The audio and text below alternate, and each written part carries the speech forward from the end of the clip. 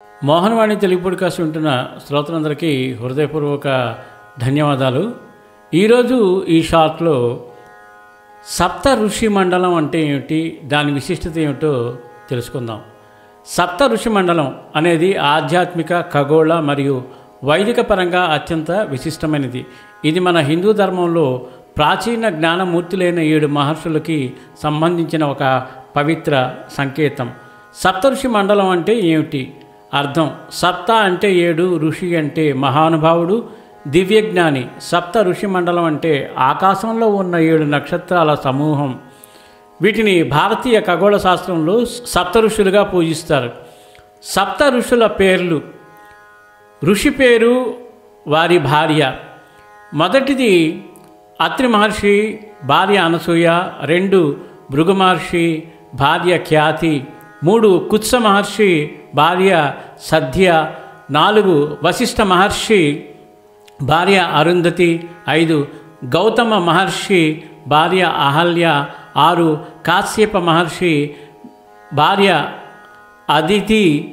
7 అంగిరస మహర్షి, భార్య సురభి. వీరిని సప్త ఋషులు అంటారు. ఖగోళ విశిష్టత: ఆకాశంలో నక్షత్ర సమూహం ఈ సప్త ఋషుల రూపంగా భావించబడింది. ఇది ఉత్తర దిశలో ఉంటుంది.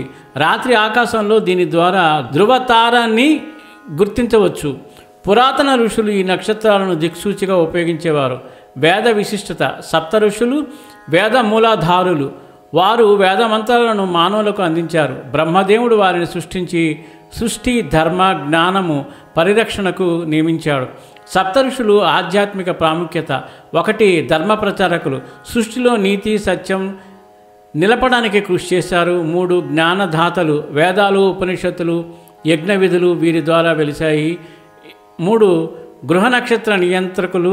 వీరి ఆశీర్వాదం ద్వారా గ్రహ చలనాలు సౌమ్యంగా ఉంటాయి. 4 వంశ సంరక్షకులు. అనేక ఋషి గోత్రాలు వీరి పేర్లతో నేటికి కొనసాగుతున్నాయి. వశిష్ఠ గోత్రం, కాశ్యప గోత్రం మొదలైనవి. సప్త ఋషి మండలానికి సంబంధించిన విశ్వ విశిష్టత: ఈ నక్షత్ర సమూహం బ్రహ్మాండ చక్రంగా పరిగణించబడుతుంది. ఇది సత్యం, జ్ఞానం, ధర్మం, తపస్సు, క్షమ, సదాచారం, కరుణ వంటి 7 గుణాలకు ప్రతీక. ఆధ్యాత్మిక సారాంశం: సప్త ఋషులు మనలోని జ్ఞాన దీపాలు.